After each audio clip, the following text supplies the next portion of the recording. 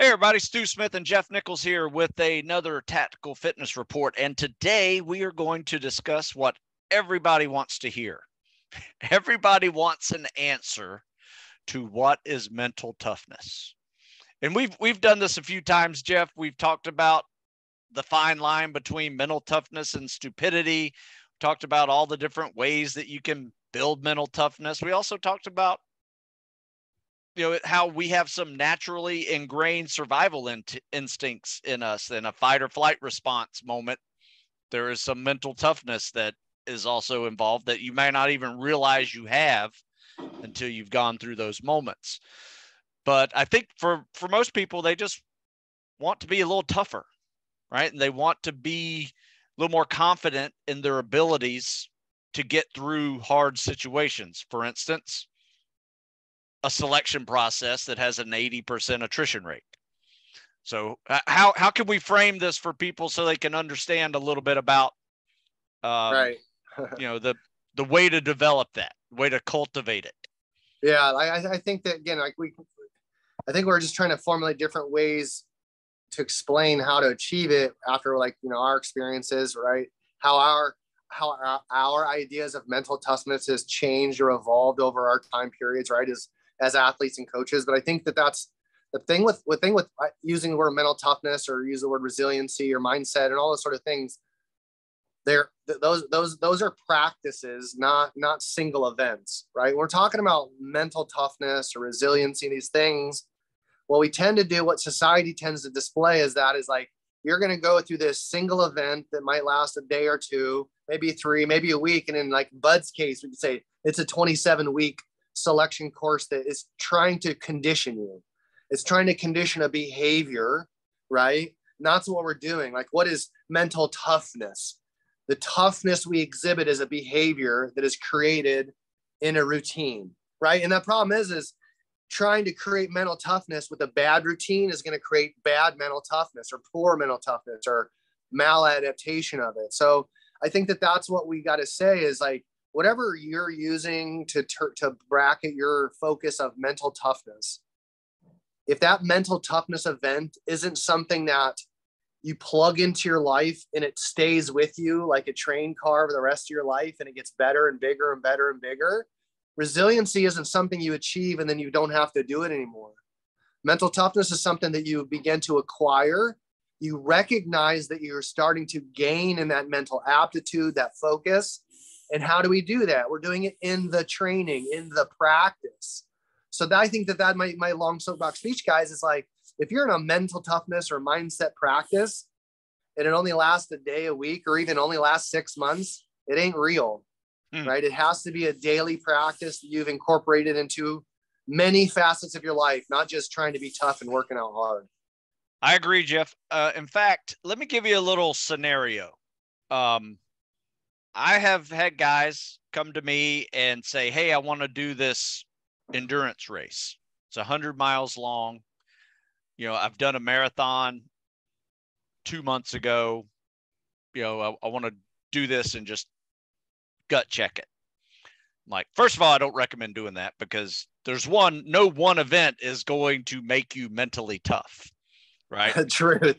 That is a gut big check. Shitty event will break you down. Yeah, that, like I said, sometimes there's those lines between mental toughness and stupidity. And here's where it gets stupid is when I say to you, look, okay, you go run 100 miles this weekend. I'm going to continue doing my 25 miles a week for the next 4 weeks, and I'll match your 100 miles. Takes me a month to do it, but let's see who runs the most in 2 months. Right? Because that inevitably, I would say at least 60 to 75% of the people who run those type of races are not running for multiple weeks afterwards because they're nursing some form of tendonitis if they're lucky. They have some shin splints, and worst case scenario, they have stress fractures where they're down from any impact for 2 months. And sure enough, at the end of 2 months, I've run 200 miles and they've run 100 miles in the same time period. Yep. Now, I say you build mental toughness by those short early morning events when you don't feel like getting up, but you get up anyway, and you build just a little more scoop, put it back into your drink of mental toughness, because every single day, right? And being consistent every single day is the way to do that. It's not one event that makes you mentally tough. It's not 100%. a movie. It's not a poster. It's not this podcast. No, this podcast is not going to make you mentally tough, but it will give you a roadmap to understand the truth. that We're trying to offer you guys the truth. The consistency will build mental toughness. Yeah, I mean, like we can keep saying that we agree with each other. That's the reality is this, guys, is opinions aside, in the world of performance, like really high-end human performance, cognitive and physical, like what doesn't work is what you see of like the former guy yelling and screaming at somebody at some event, because that me berating and yelling and degrading someone. Yes, granted, they're being paid to go do these gut check events. That's awesome. But the reality is this, guys, is that any cadre or staff that's willing to yell at you in your face, get in your face and yell and scream at you to develop mental toughness is a buffoon, is a straight buffoon, right? And what they're doing to you is counterintuitive to actually your physiology, right? Because Stu could not be more correct, but unfortunately, I agree. It's the most unsexy thing in the world is to be consistent, but it is the only way. And anyone selling this mental toughness nonsense, right? If they don't live that lifestyle, like really live that lifestyle, it's nonsense because they're just lying to you, right? Like, and that's the thing is you got someone that's yelling at you about being accountable, but they in actually their own life is the farthest from accountability. And so that's the beauty is like what we have done, and I've been guilty of it. I'm saying I'm not stewing at this bus, but me, I've been guilty of like overinflating what it is that I'm trying to share with you. It's like, I don't need to do that. What you're asking me yourself anyway is already hard enough, right? We don't need to pile on my antics and my nonsense about what you're going to experience. It's going to suck, but that's the whole point, right? That's the catch, guys. Let me just say this. There are two different kinds of people that are going to show up for selection. Guys that know that it's tough and that's what they want, because that's the selection. They want to get through and they want the cadre to go, yep, they endured it, right? The last thing you want to do is kind of skate through the selection and go, right? You want to get through it knowing you did everything you was asked of you. And that's mentally tough. Like, and if doing these single bouts of getting yelled at and screamed at, it's like, because the difference is when someone's yelling and screaming you in the civilian environment, where's the carrot?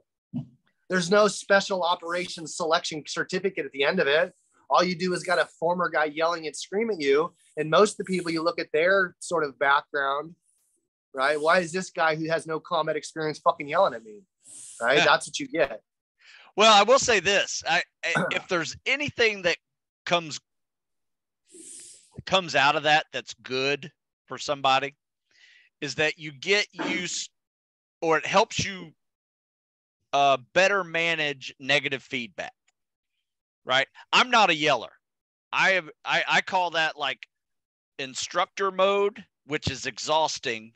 I'd much rather be a coach and be helpful and fix technique issues, come up with better tactics to be able to produce a better result, those things as a coach.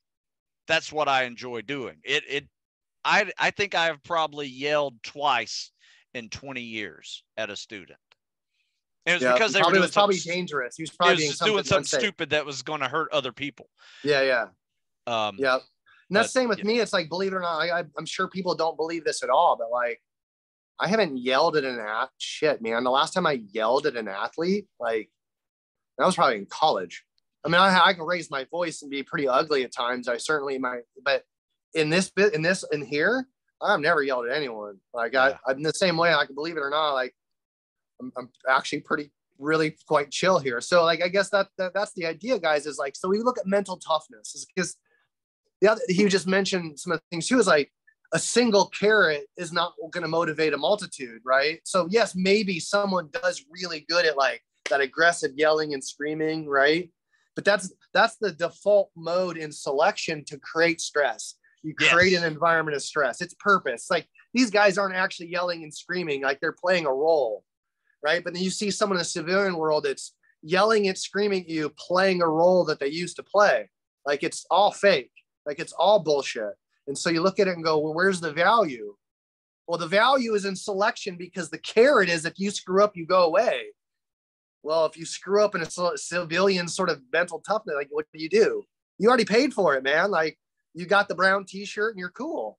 So again, the reality is that the world of selection and assessment isn't formulating programming off of those gut checks. Keep that in mind. Like the Navy SEAL program isn't molding a program after all these Navy SEAL mental toughness nonsensical things you got going on. It's the other way around, folks.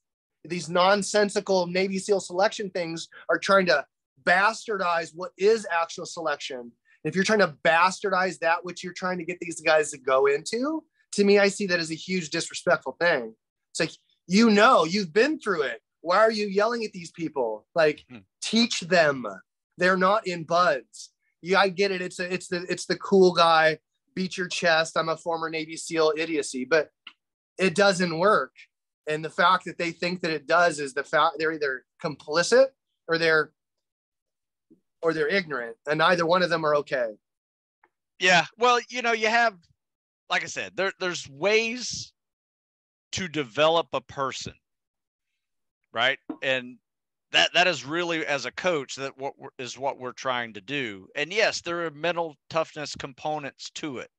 Yes, being able to handle negative feedback is important, because there's a lot of people who go, or type A personalities that are just constantly perform well. They've never really failed anything in their life, and then they show up to a program like Buds where everybody's failing something. I mean, you're just having a bad day and you fail something. Like, doesn't have to be an actual test that is being written down and you're a failure and can get kicked out, but there's something that is forcing you to failure, and you may not do something correctly, and you receive this negative feedback for the very first time in your life.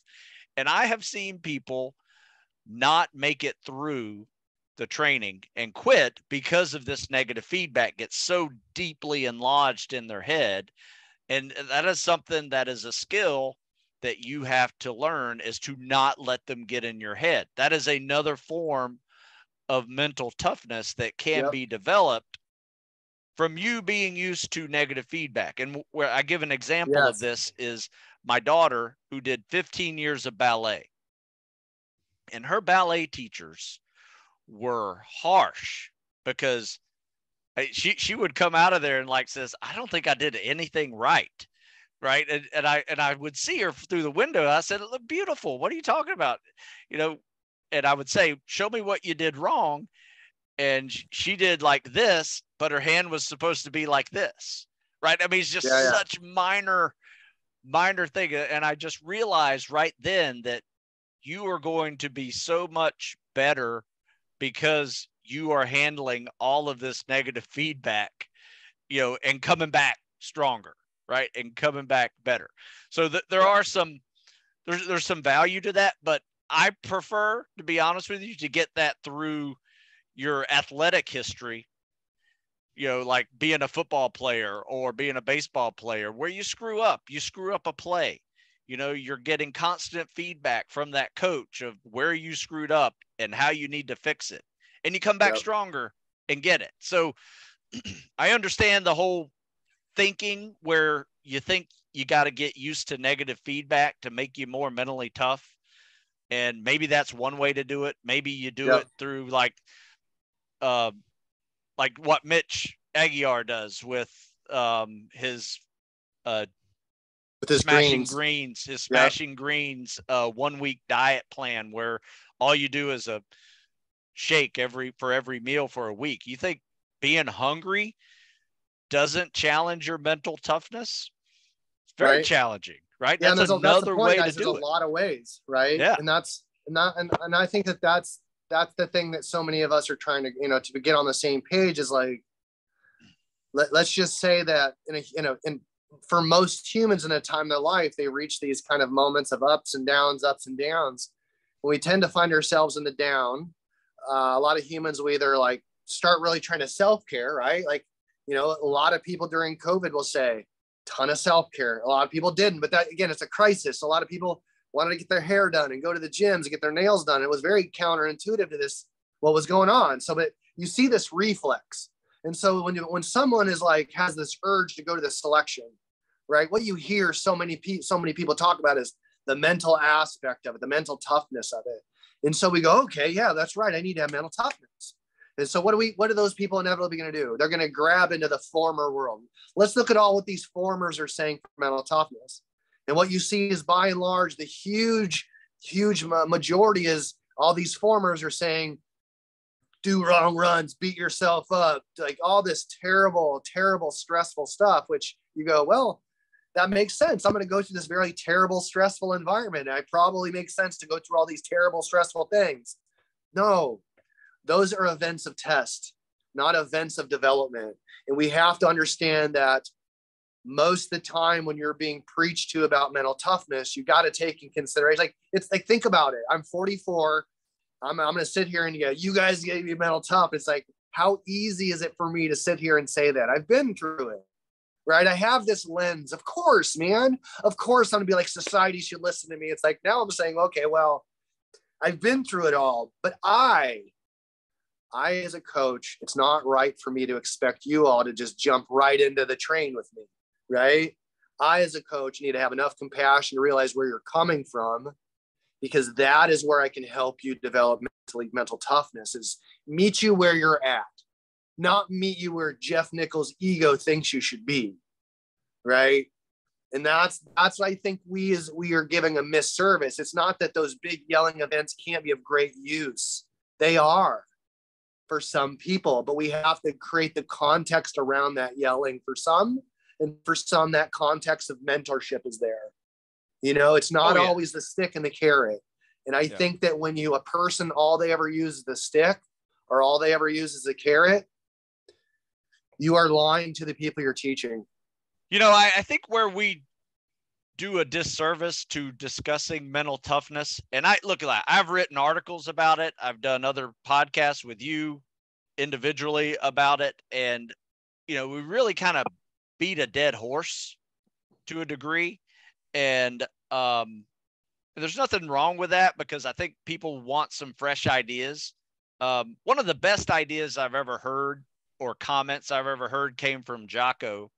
And people, how he'll answer questions about mental toughness, or, he'll just answer questions. And he is probably one of the most concise people with this answer that I've heard. And he says, do you want mental toughness? He says, just get tougher, right? Do tough things, right? And he's not wrong. And it's like a basic consistency of doing tough things. And like, his thing is jujitsu, right? He loves to add in jujitsu. He does workouts in jujitsu, and he just does tough things. Another one I heard, a really good definition of mental toughness, and this is probably one of my favorites to kind of bring it to a short definition for people. It's finding the fuel when the tank is empty, right? How do you do that? That's a hard one to explain. How do you find the fuel when the tank is empty? But it kind of leaves it back to you, and you have to go search for that method, right? You have to find the way that, whenever you don't feel like working out, and you're so pissed at yourself because you don't feel like working out, that you go work out anyway, right? That's finding the fuel when the tank is empty, right? Are you really exhausted where you can't work out and you need a day off? Or is it just your head playing with you, telling you you're fatigued and you don't need to go work out? There's a difference. Like 2 days ago, I took a day off because I was burned out. I did 2 workouts. I sweat my ass off. And then I moved my son into college the same day. which took 3 hours, 3 flights of stairs, and 100-yard walk to the car every trip. And I was exhausted. So the next day, in fact, I was cramping in bed at night. I could not rehydrate enough. I'm I just want a day where I don't sweat. Right. I And see, need you a gotta day understand, off. guys, like Stu is experiencing that as a byproduct of being too consistent. That's the point of all this, guys, is that mental toughness is not, it's a continuum, but it's always going to change. Right. And we gotta understand that it's really hard to find self-compassion yourself to go, like Stu is like, recognize he worked out, he helped his son. I go like, oh my God, there's a difference between recognizing you pushed it and like you've been pushing it and you're calling yourself a pussy. Like there's a big difference, guys. Like really understand that, like that's not the mental self-talk we need you to have, because that calling self-deprecating self-talk that you create in training, it's going to show up in selection. And that same self-doubt is the exact same verbiage the cadre are telling you. Why? It's a game, guys. They know what your self-doubts are. That's the why they've been taught it. They've been trained it. There's curriculum around being a BUDS instructor you have to learn, right? There's medical nuances. There's physical body language nuances that they need to know and learn. Why?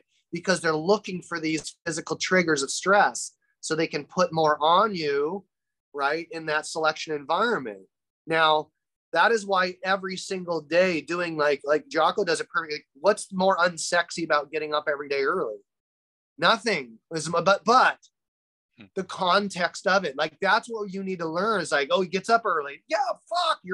The context of why is he doing it? Yeah. It's the why, not the he's doing it. Because a person can get up every single day as spite it. Like, I got to get up every day and work hard. That's a big difference between getting up at 4 o'clock every morning. Because like, this is what I'm setting my lifestyle up to be. Jocko isn't doing the 4 a.m. stuff. He's living it. Right. So don't pretend, be it. Right. Yeah. And that's what mental toughness is, actually being it, not wearing the t-shirt, not yelling at somebody and pretending that you are. Be really unsexy today, guys. Take care of yourself. Take care of the people around you. Eat right. Get a good training in. And if you're overtrained, take care of yourself and take a day off. That's mental. That is mental toughness right there. Yeah. By doing the right thing, recognizing what you need, and giving yourself what you need on a daily basis, even if what you need is a little bit less today because you worked so hard the day before. That's mental toughness. That's really good, because there is a roadmap to it. And it starts off with everybody's inspired to do something. Like, you can find inspiration just anywhere. It can be the person down the street who served. It can be, the Navy SEAL movie or whatever, that poster, right? That is a inspirational thing. When you see Goggins running and talking, and he is inspiring a lot of people. Love him or hate him, he is inspiring a lot of people to do things. Now, I think there's a fine line between mental toughness and stupidity, and if you're broken all the time, you're going past that line of mental toughness. And but he is actually helping a lot of people too. Now, there's a motivation that has to come from within. You might be inspired from external forces, but you are now motivated within. That has to be a self-motivation process. And then while you're motivated, you have to do something that is very important. Otherwise, you will not see what mental toughness is. And that is build habits. While you're motivated, you build these good habits where you're getting up at the same time to train. You're training regardless. You have a system where you keep doing it consistently. And then those good habits turn into discipline, right? You now have discipline. So when you're not motivated to go train and you don't feel like training, you go train anyway because you have discipline to go do it. That is the next level to becoming mentally tough. And then, that discipline allows you to become mentally tough. You don't become mentally tough without any of that process. Can't, because you can't sustain your behavior without habit. Yeah. Your behaviors are what stood up by your habits. Exactly. Like that's what I'm saying. Like mental toughness is an emotional state, right? Like that's all these things are.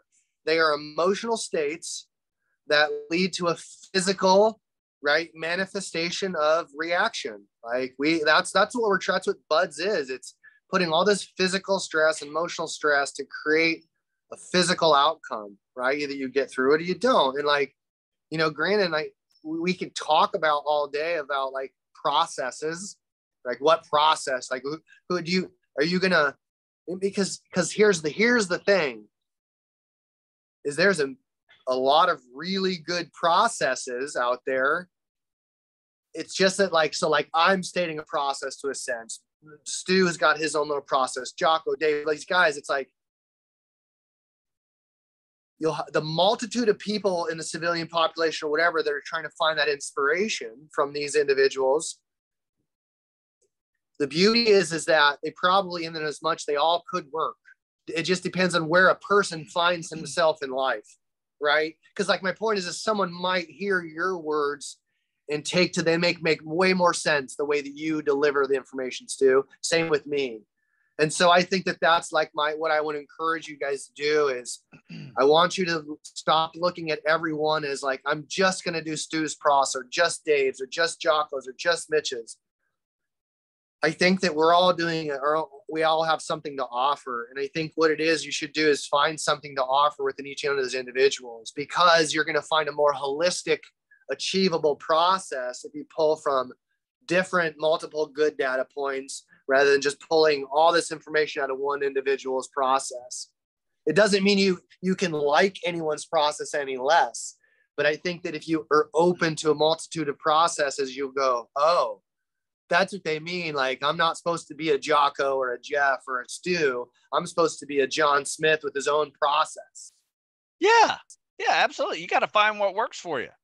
And, you only do that by reaching out and trying them. But here's the thing, no matter which process you use, you will not succeed unless you are consistently doing that process. Yeah. Don't bounce around, right? Consistency is the answer. Yeah, like it's like I say, it's like a type of exercise, man. You may really love CrossFit, you may love powerlifting, you may love like, doesn't matter which one, as long as like if your heart's there and it's getting you to the gym every day, it really doesn't matter. And then like once you have that consistency, then the next obvious question should be, hey, I'm going to clean up my quality. I've got my consistency. I'm going to the gym every day. It's like I'm working on my mental toughness every single day. What does that mean? I have to make my things within my process. I have to refine them, not just be like, I got the book, I just got to follow the steps. Like the steps are going to evolve too. Well, here's another thing too, is one of the reasons why it's good to kind of, understand that there are multiple ways to do this, is that we all have a certain amount of strengths and weaknesses. And if I tell you, if you want to build mental toughness, challenge your weakness. Like try to take a weakness and turn it into a strength. One, we typically don't like our weaknesses. That's why they're weaknesses, because we don't do them, right? Yep. You're a powerlifting football player. You don't like running long distance. Yeah, you don't want to switch your grip on the deadlift either. Like all these things that you're resisting. Yeah, exactly. Doing, right? Yeah. You don't like grip. You don't like doing that. But you do it anyway, and you get better at it to a point where it's no longer a weakness. Yeah. And you have been able to turn yourself into a well-rounded athlete that can endure types of selection programs in the military that require you to have strength and power and speed and agility and muscle stamina and endurance and be able to run, ruck, and swim, and have some flexibility, mobility, and understand your recovery process and nutrition and sleep and hydration and electrolytes. All of those things come into making you a better athlete. But without consistency, none of it matters. You won't be able to turn over all of those necessary stones to develop true, authentic mental toughness. Like it really takes, and I get it, guys. Like it may appear that like this book, this New York Times of mental toughness, like say Jocko's book, it drops. It's like the information inside of it, it's really not, it's, how do I say this? This is a credit to Jocko. It's not new, right? What he's saying isn't like, hey, I came up with this my last 4 months in the teams and here's what it is. It's like, basically all it is he is, I guess, sharing with the population what it's taken for the world to get to a point where they recognize him as what he is, right? That's what it is. It's like, hey, how does the world recognize me as Jocko? Well, they've recognized me because of my lifestyle that I've had for all these years, that now I present myself as this person, this idea, this useful, like it's Jocko, right? That's how we know him, based on his life experiences. It's not like he's like I said, it's like, get out of the teams, come up with a plan and share it. No, he had the plan because that's his life, you know? Yeah. Like, and that's like, what are we sharing? It's like, he's sharing his lifestyle, guys. And that happens to be his process. Like, and that's what everyone does. Like anyone that we look up to about like Tony Robbins, all this stuff, it's like, well, how did they get there? Process, the really, really unsexy process, but it works every single time. Consistency will win. For you, and you will develop all of these things that you need to develop, and it is a stepping stone of development, to build mental toughness. It's not a one-time thing that you're going to be mentally tough. Now, you may have mental toughness and you test it and you pass the test. That's great, but you didn't develop mental toughness, right? You develop mental toughness one day at a time. Years of doing it. And that's the guys we understand is like, that's what Buds is offering you guys as well. Like if you have the mental aptitude, allow that opportunity to continue to forge more mental toughness for the job that it's asking of you in the future. That's why is a job so demanding of mental toughness? Because that's the job requirement. That's it. That's the job requirement. Like it or not, like that is a real accurate job requirement. Like you've got to be able to endure, on a certain level. Yeah. Any program that has a 80+% attrition rate is pushing people to their limits physically, but also mentally. I mean, I've seen many people who have gone to Buds, could pass any physical fitness test, any physical event at Buds, but when it came down to the grind, the negative feedback, the failure of whatever event it was, just the end of the day, like you just ran out of energy or whatever, or the anticipation of the next event. Anxiety is a big killer at Buds. Every single event that you're about to do is the hardest event ever, and no one passes, right? That is the thing that they're trying to put into your head to make you have anxiety all night before the event starts. And I've seen people have panic attacks and not start the next day, right? They are done before it even started. They got into their head before the event even tested their physical abilities.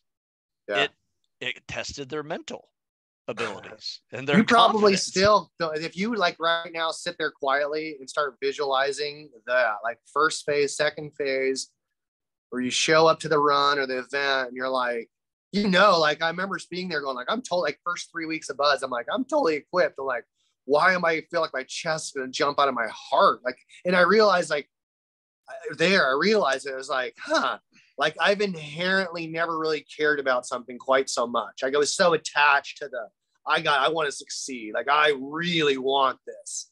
Yeah. And I remember, but after Hell Week, a lot of that kind of subsided for me. It's still like those tests and second, third phase runs. There's always a sense of, there's some adrenaline pump where I was like, you know what I call that? I call that like pregame jitters. You bet. You know, You you're bet. about As to soon go, as it started, done. you're about to compete, you're a little fired up. That's a good thing. You know, Yeah. that's a good thing. You know, you want to care. Sharp. Yeah. Yeah. Without that level of excitement, now if that excitement overtakes you, get anxiety issues. But Yeah. you guys understand that, like, well, here's the thing too, guys. And I think is a good place for me to shut up is you must understand, and this is where you've been lied to a degree, is we're there's all these mental toughness things that develop to build, so you feel less stress, right? We say less stress is kind of the goal, right? You kind of arbitrarily go, oh, I want to be more mentally tough so I can deal with more stress. Even we can say that, okay? But at the end of the day, it is the stress of that want. Like, I really believe in what I'm doing. I've been training hard for it. I made it to the selection. I want to do this. That want, that inherent desire to want, right? That right there is super important. A lot of people, you start losing that want in the moment because stress is getting you. And you're like, whoa. Like, remember that. Remember that's what you're there for. Is like that stress is necessary to perform at a high level. It has to be, like, that want has to be there. Otherwise, you do great. Just take a whole bunch of Valium and you could say totally chill through the whole thing and everybody's stressed out. That's not a piece of advice, guys. I'm just being silly here. But that's the opposite. You're going to get so chill, take a whole bunch of Valium and Xanax and be like, yeah, I totally do this. No, you need that. Whew, okay, this is serious, Jeff. Let's go get at it. Let's go do it. You need that. Yeah, I like that. I actually wrote an article a while back ago, is like, what do you say to yourself when your will is tested? Right? When you're sitting in that cold water and the day has turned to night, you don't see an end in sight to this evolution, and you're cold, you're dark, you're hungry, you're just wet and sandy, and everything's not going very well for you and your entire class. There's just no end in sight. What do you say to yourself when there's that part of your brain that realizes this really sucks? Is this something that I really want to do? Right? Before you even get those words out of thinking, you better have an answer to that, of why you're doing this. So it's like, kind of determine your why. What is your why? Remember it when your will is tested, Even so if you it's don't like, lose your want. And that's how the thing, bad is your some want of that can to change. Yeah, some of that can change, guys. But you also remember, to Stu's point, like, remember, you did this on purpose. Like, that's the thing, is like, you guys are still voluntarily volunteering. What a weird thing, right? Like, yeah, like, that is an interesting sort of thing that people will say that provides an opportunity for me to quit. Like, that's my level of comfort. I know that little whoopee in your back of your head is like, I know I can quit. Like, no, like, that's me wanting to be there is why I'm not going to quit. There's my rationale right there. When in doubt, remember you did it on purpose. Yeah, that's it. Like, and again, that's the thing, guys, is for those of you that are cut from the same cloth as Stu and I emotionally, you're not sitting there wondering if you're going to make it. You're just listening to us going, yeah, okay, I got it. I hear what they're saying. I'm there. Like, there's a difference. You're either a guy going, oh man, I hope I got what it takes. Or other than the other person's going to go, I need to train, so I'm ready. That's the difference. You're either going to train to get ready, or you're going to hope. And hope never was a catalyst for success. Yeah. Hope is merely hope is merely a catalyst for entitlement. That is it, man. You hope. Well, I want it more than the next person. I want. But you didn't practice. Yeah, but I'll die before I quit. Yeah, but you never prepared. Yeah, I'll never quit. Well, they're going to drop you the first day because you can't do it. I don't care what your level of ignorance is. Basically, like, show up. Like, how do we know if you're mental tough? Go do it. Don't talk about it. Go do it. Yeah. So yeah, there's so many. There's so many ways to discuss this topic that it's really kind of exhausting, to be honest with you. I mean, I just tend to go in circles and kick that dead horse. And it's just, in the end, it comes down to you being consistent. You will consistently improve your mental toughness by consistently working, right? And doing tough things. You know, Yep. that's the way it works. It doesn't have to be so tough that it hurts you and It's put you in relative. the hurt locker for a month. You know, it can be something that's just challenging, that challenges the energy systems in your body to what you have available, you know, to where you have to dig deep a little bit to finish the workout. I mean, those are awesome days. You know, they don't need to be every day, but they need to be thrown in there occasionally. Yep. That's why I like to do the Spec Ops triathlons. You know, a Yeah. 4 mile run, 4 mile ruck, and a 1 mile swim starts to get hard, you know, Yep. after a little bit. They're only 2-3 hours, but still, Yep. you know, it's a good challenge. It's not too much to where you're going to fall apart, but at the same time, it's enough to like run low on Oh, you got to fuel sources. experience what a deficit is and be able to work Yeah. through it and train through it and go like, okay, because you got to recognize that you're going to be exhausted by design. And then you want to be able to do that in training to a point to go, okay, I've been here before. I'm training in it now. And that helps me create ways to offset that mental grind. Is like, okay, I got to be in it. Like, that's what I'm saying. You have to have some experiential, tough training. You can't just talk about it and read the books. And now, if you, like I said, if you do it too often, you're going to overtrain. But there needs to be a point of we do the same thing here. It's like we say at least once every 4 to 6 weeks, create what we, kind of like a monster mash, a gut check, like, but one that you can do successfully being work through it. It's going to be hard. It's going to be real hard. It's going to last a couple hours. That is worth doing. Not like I said, every 4 to 6 weeks, do it at least once. So that's where I would say to start by listening to what we have to say. If any of this makes sense, go from there. And, I'm sure you're all motivated to do something right now, right? And just understand that motivation has to create good habits. Those good habits have to create discipline, and that discipline will drive you towards mental toughness. So it is a journey for you. Yep. And don't get too confused by all the different ways to do it and all the different methods that are out there. Is that realize that through consistency, you're going to go through those levels and eventually accomplish what you need to accomplish. Agreed. Yeah. Good way to end it. Cool, man. Well, thank you, Jeff. Hey, if you guys are in the Virginia Beach area, check out performancefirstus.com. That's Jeff's program down there. In fact, the other day I had somebody ask me, hey, I live in Virginia Beach. Are there any guys like you that train? I'm like, so what rock are you under? It's funny because I was saying, like, the hundreds and hundreds and hundreds of people we've trained. You know how many people local we've trained? 3. Yeah. 3. Yeah. We get a lot of out of staters. Weird. Yeah. So yeah. It's like, when there's a really big DEP program here, a giant DEP program. It's like we have better rapport with South Carolina than we do in Virginia with the recruiter. I got Chief Brian down there, super great, man. Oh yeah. I saw that. Yeah. I saw that Instagram duet you did. Yeah, he's going to actually bring some of his guys up, apparently, saying we're going to kind of do a little trade of service. Like the commander of that region, the lieutenant commander, the 05, has reached out to us and wants to bring his DEP program up here for a day or two. Nice. So, like, that'd be awesome. Like, like finally getting, like, that's one of the things that I haven't been nice enough to do is build rapport with some of the recruiters. So this is, Catherine's got me on the right track, but I'm starting to talk to him and answer questions and not be so combative with him. But he's been great. Great. Yeah, that's awesome. Hey, I do the same thing here in Maryland region, and it's very rewarding for sure. And there's, it helps teach the process, to people who may not really understand the process yet.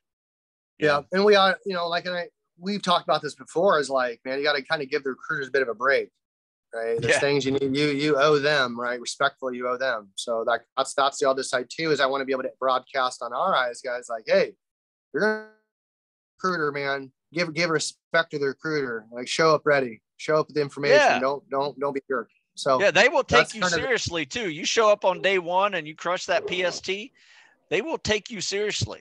And it won't be the situation where you call your recruiter and he doesn't get back to you for 7 days. They're going to call you. and say, hey, you're ready to roll. Let's get this paperwork going and boom, get you out of here. Yep, you bet. So, but they'll work with you because they realize you're serious, you're mature, and you're ready to roll. So, you bet. Yeah. They see, unfortunately, they see a lot of the opposite. They see a lot of people who don't know anything about it, have never even swum 500 yards before. Haven't even tried. Don't even know what the CSS is. I mean, don't even know what the PST is. And when they show them the PST, they say, well, what other jobs do you have? Yeah. Right. I mean, that's a lot what they deal with. So anyway, performancefirst.us.com. Check them out. That's over there at Jeff Nichols in Virginia Beach, StuSmithFitness.com right here in Annapolis, Maryland area. And happy to assist. You bet. So, send emails, send questions, and we'll get you some more of these videos, folks. Yeah, absolutely. Hey, thanks again, Jeff. I know it's been busy, and congrats on your wedding. And thank you, sir. Yeah, so it's been a busy time for you. Honeymoon and got COVID, and now we're licking our wounds. What a weird thing! Like, it's been a weird week, honestly. Anyway, so it's good though. So I appreciate it, Stu, guys. Yeah, reach out to me if you guys have any questions. All right, guys. Until next time. This is Jeff Nichols and Stu Smith signing off. We'll see you later.